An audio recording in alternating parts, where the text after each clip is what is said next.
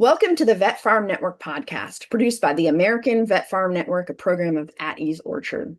The American VetFarm Network is supported through a USDA National Institute of Food and Agriculture 2501 grant. Today, we're joined by Chuck Michaels and Jesse Teel from Alabama Cooperative Extension's Operation Grow program. Chuck is a retired Air Force veteran, a horticulture student at Auburn University, and a summer intern with Operation Grow. Jesse's the coordinator of Operation Grow and has a background in public horticulture, garden education and management, and university sustainability. We'll be speaking with Chuck about his path into horticulture, what he's learning from veteran farmers in Alabama, and how Operation Grow supports veterans interested in agriculture. Chuck and Jesse, thanks for joining us today. Hi, Kate. Thanks. Good Thanks to for be having here. us. Jesse, for listeners who might not be familiar with it, what is Operation Grow and how does the program help veterans who are interested in farming? Sure. So Operation Grow is an Alabama extension program that grew out of the Beginning Farmer program. Alabama Extension for many years has had a Beginning Farmer program that helped to educate people coming into agriculture and create essentially this curated educational material that they could access, tools and trainings as well. And there was a lot of interest, even from the beginning, to help veterans who are interested in agriculture. And so the Alabama Department of Veteran Affairs and the Alabama Department of Agriculture and Industries provided funding to basically build out Operation Grow that now focuses on training and networking and ongoing support specifically for veterans. And Chuck, tell us a little bit about what brought you from the Air Force into your interest in horticulture and what led you to this summer project focused on veteran farmers. Oh, okay. Yeah. So I grew up in Alabama, Geneva County, down in a small town, Chancellor, and joined the Air Force. I retired in 2018, and then I went back to work, civil service. And then in 2023, due to some health issues and pretty much I just had enough. I left federal service, and I did not know at that point. It was a real low time in my life, and I was just looking, and I basically went back to my roots. Grew up on a farm. My family, uh, uncles and all were row crop farmers, and then my dad always had something going around the house, whether it be a couple of head of cattle or a big old garden that I had to take care of. And um, back then, I really didn't appreciate it or like it, and I never thought I would go back to it. But when I was rethinking life, um, I was a big golfer at first, or was, and then I went. I got an internship in Georgia working with a superintendent up there, and my plan was to cut grass and play golf. Um, it became more than that. Uh, the superintendent was a really smart man, and he was like, "Hey, I think you could probably do a little better than this." And he saw that I was real curious, so him and a couple other folks there were like, "Hey, you should maybe be a superintendent." I came back to Auburn in 2024, the turf grass management program, so kind of like a row crop type situation. But once I was here, I got through taking classes and through mentorship and stuff. I ended up in horticulture, fruit and vegetable production. I've had a couple internships. Well, this is my second internship at Auburn. My first was with Pedals from the Past, Dr. Arlie Powell, who's up there. He's a genius. Him and his son Jason run that. And so last summer I was their harvest manager for blueberries and blackberries. That was a rough one. It's tough, but survived that. Learned a lot, and I really appreciate both of them for pouring into me for that. And then this summer, uh, wanted to do more, and I saw. I really love Extension's mission. of bringing research and information to the people. And then in particular, Jesse, as he runs Operation Grow, specifically for the veteran farmers. And I've got a heart for those guys and gals that are struggling, kind of like I did, to kind of find their way and make new beginnings. So that's how I'm here, and I'm really enjoying it, and I appreciate Jesse for kind of taking me under his wing and allowing me this opportunity to do that. So hopefully I wasn't too bad, too long. That's perfect. So what is your horticultural classes been like? I mean, did you start with the turf program and do some classes in that and then just transition more into the fruit and produce Yes. side? Yeah. So my background is in business. So I'm Okay. a business guy. So I've got a undergrad in management, and then a master's in business administration. So when I came back to the university, I knew I had to have the science, and so I started taking uh, crop science. That was one of my first classes, and through that class right there, really it brought me into, like, just got me really curious on other things and what my end user was going, who that was going to be. And that, and then of course I retook biology and a bunch of the other things as an undergraduate. And my plan was just to get an undergraduate degree and just try to do something. I really didn't, after I switched from turfgrass, I really didn't uh, know what I could do, because, we all look at farming, and it really is, there are a lot of barriers to entry, just to being a producer on that. And then just through classes, plant propagation, hydroponics, those type of classes kind of got me to where I'm at. And it was all based on just a sense of wonder. And that was another, a shout out to another instructor I got, Dr. Willer Foshi. He is such an amazing man. He's a veteran, and he is really, I guess, he felt sorry for me probably, but he really inspired me to kind of move it forward.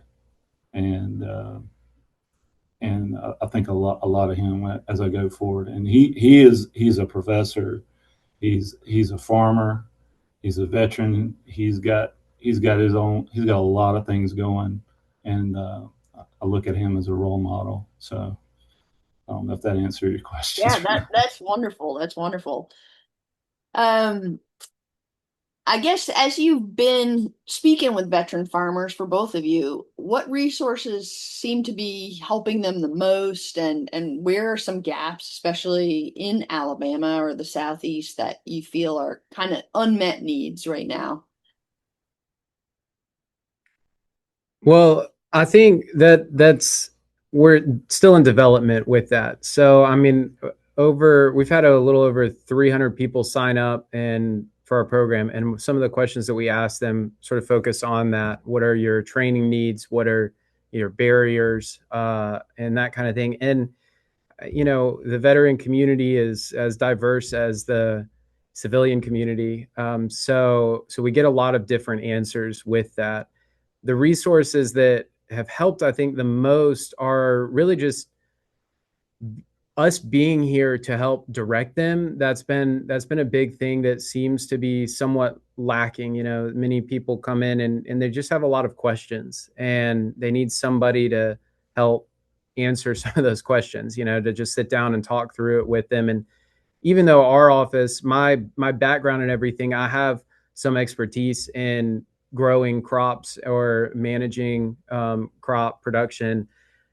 I think for them, the best thing that I can do is point them in the right direction to get help from experts, and to put them in contact with people that really are more in the dirt and working with other farmers and aware of their local needs, because we're located in Auburn. We're a statewide program, So I can't speak to every location's specific resources and the people that are around them. Over the last year, especially what I've seen, we just wrapped up one of our projects, and we had 4 partner agencies or groups. Really, one was the North Alabama Agriplex, and we had one down south that is another nonprofit organization that hosted a bunch of events. We had an independent farmer helping out, and then we have another nonprofit that's really just one person, and she's sort of an expert in writing grants. And so they all had their different expertise, and they were available through our project. They were partners, and veterans could reach out to them, and they were hosting their own events. And so I see that as being key moving forward, that we let other groups, or we empower other groups to connect with veterans in their area. And, and then we kind of come together and can report on it basically and share what is working and what isn't working. But I don't know that I've seen, the silver bullet that's really helped a lot. It seems to be such a diverse need from veterans that we will need to sort of push forward in a lot of different fronts, and again, just develop the network further, and hopefully we can meet people where they are. Absolutely. I know that's what I've been noticing, doing this type of work for a while, is that with our vet farm network, is like, as a veteran service provider, you're having a compass, and you're, listening to what needs a veteran future farmer has, or someone who's currently farming, and kind of find their true north for them, because it's going to look for everybody. But our job, because we're able to spend the day connecting with each other and learning those resources and being proactive, and then being able to trickle down that information to a busy veteran who doesn't want to sift through all of it. And we can kind of create that personalized menu of like, here's what's out there. You want to be an oyster farmer, or you want to be a Christmas tree farmer, here's where I think, you should go next. Like, none of us are going to probably have all the answers, but if we're able to kind of, piggyback on each other's ideas, and get people those local services, because farming is a hyper local endeavor, and they've got to find a neighbor who can help them and share equipment if theirs breaks down, or there's just a lot that you need on that one-to-one personal level. I was wondering about, Alabama has such a rich military history and veteran community around Huntsville and Redstone Arsenal. Do you feel like that creates any unique opportunities or needs when you're working with veterans who are interested in learning about farming? Yeah, definitely. I mean, since I've been here, Huntsville is a hot spot for sure for veterans specifically, and veteran programming. And just recently, the Alabama Department of Veteran Affairs announced that they're opening another cemetery up there. So that's Alabama's only second veteran cemetery, and it's going to be 150 acres, and they're not going to open the whole thing at once, and so they're looking to partner on that, and we're not sure what that looks like yet, but they want to work with Extension in that area with the land to some capacity, and so there's that. Huntsville itself is just exploding, and so there's a lot of opportunity up there. I think it's a catch-22, because we've seen, as state, we've seen a lot of the farmland up there go to development. And so that's kind of a challenge, as a lot of specialty crops and row crops the land is being sold for housing developments. But it also creates opportunities, I think, for especially beginning farmers who are willing to work in the in between spaces, the kind of finding those niche areas, maybe smaller specialty crops that are highly profitable. And obviously the amount of people and money it creates a lot of opportunity. But I don't know that we have found a method or a plan for that so much, other than it seems like the future is bright for the Huntsville area, for a lot of different reasons. But yeah, there's definitely still a veteran focus up there and a real strong community that we would like to empower. So Absolutely. And y'all have just incredible farmers market there too, which is pretty amazing. And I love the idea that it's an evening. There's an evening market, which is a little bit more unusual in the farmers market world, which is awesome if you have veterans who are working off the farm jobs right. uh, and on hot summer evenings where you don't necessarily want to be on a Saturday at noon getting Absolutely. out in the sun. As a farmer, I very much appreciate that. So if Knoxville people are listening, do that.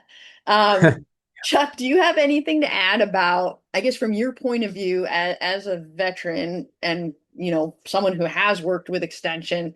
Some of our listeners are around the country and not going to be able to work with Jesse specifically, because I know Jesse would do a wonderful job with this. But how would you recommend someone kind of takes that first step to reach out to extension? Like if they're a little bit not sure what the process would look like, what do you recommend for making that phone call or bringing to that first meeting to work with extension or finding out about what extension would offer? What do you kind of recommend in that first step to get people to connect with their state extension?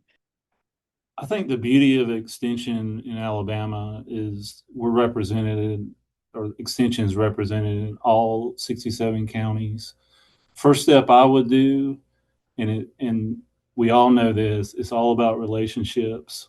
I would, of course, if you're in Alabama, of course, hey, Jesse's the central office, but he's got a team of a huge team, and they're spread out. And so make relationships locally, and then allow them to let them know what you're trying to get after, and try to drill down and be specific. Uh, Agriculture is a big, it's huge, and there's so many pieces and parts to it. And we get to be very specific, people can help you out a lot better if they know exactly what you're trying to get at. And spend some time thinking about what you want to do and understand what you're getting into. I think a lot of people don't. They have good ideas about farming, but they really don't understand it. And I think the local agents, and they can take you to they'll, hey, we've got this guy over here, and he's doing this. Why don't you come over and visit this farm? Or and that's too, like, reach out to local farmers, and maybe go work for a summer. Get a taste of, if you haven't tasted it, get a taste of it. You might like what it tastes like, or maybe that's not, and that's okay. But there's still other opportunities that you can go for. So relationship building, local relationships, tapping in, understanding what you want to know, tapping into resources. I think that's, for me, that's the way to go. And I'll just say too, like, that's kind of in some way happened to me. Like, I'm touching in on research right now. I've got a project going on, and just give a shout out to Dr. Jay Spears over here at Auburn too. He's helping me out a lot with the research I got going on. We're looking at uh, local produce, and how could we get that into mainstream grocery stores? Maybe have injection points for the easy buttons of California and Florida that control a lot of stuff. But we love them, but we love our local stuff too. So Amen. shout out For to sure. you. Yeah, and Jesse, what do you think from working with having those first calls with farmers, Sure. not necessarily just veteran farmers, but what would you recommend for someone wanting to work with extension? Yeah. I mean, to echo a little bit what Chuck said, the county system, that really is our superpower. I feel like, is having an office in every single county. But I do remind people that, it's a service agency. Every county is a little different, and that's important to us, that each county office is different. And sometimes one county office might have a pretty good feel for what beginning farmers need to be doing, and other times they don't, because maybe you're in a county where there's just not a lot of beginning farmers coming to the office, to ask for help. And so that's not something that they deal with a lot. And so you might have to jump a county over, or call 3 or 4 counties around you, like, so that it's really important to remember that. And also that the way extension operates is that we put an office in every county, but not every county has the same agents. And so we have regional agents. And for us, we work mostly with commercial horticulture agents.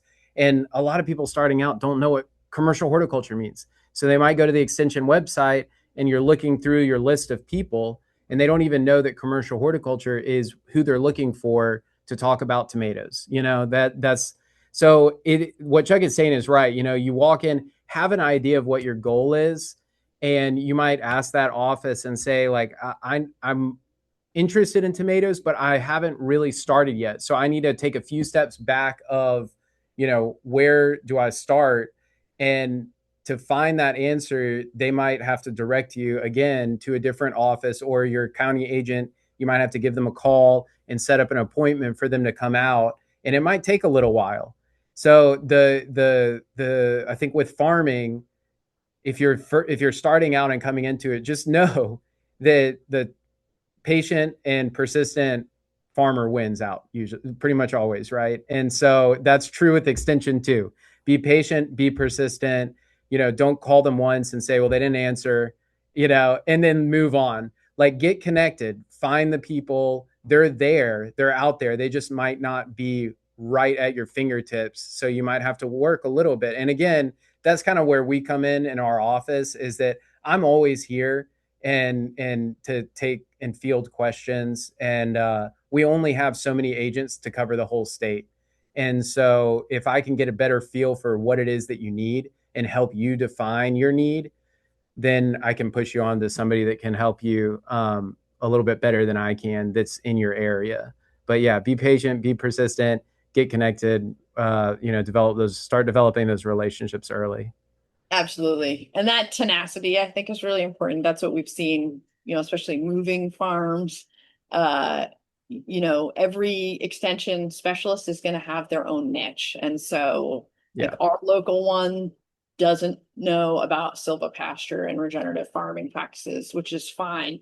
But the cool thing is there is an extension person outside of Chattanooga who does, and who knows, is familiar with different NRCS offerings, but we have to kind of reach out, or if we ever want to have equipment, our county doesn't do those lending kind of affordable rental programs, but a county over does have a cedar, and they've been very welcoming to allow us outsiders in the county next door the ability to rent it. So I think that's a really big thing, is that if you have this dream for whatever enterprise it is, to not give up on it, while still being receptive. If someone says, I don't know, maybe you got to tweak your numbers a little bit, but I do think you got to just keep hunting around, because it is so relationship based with extension.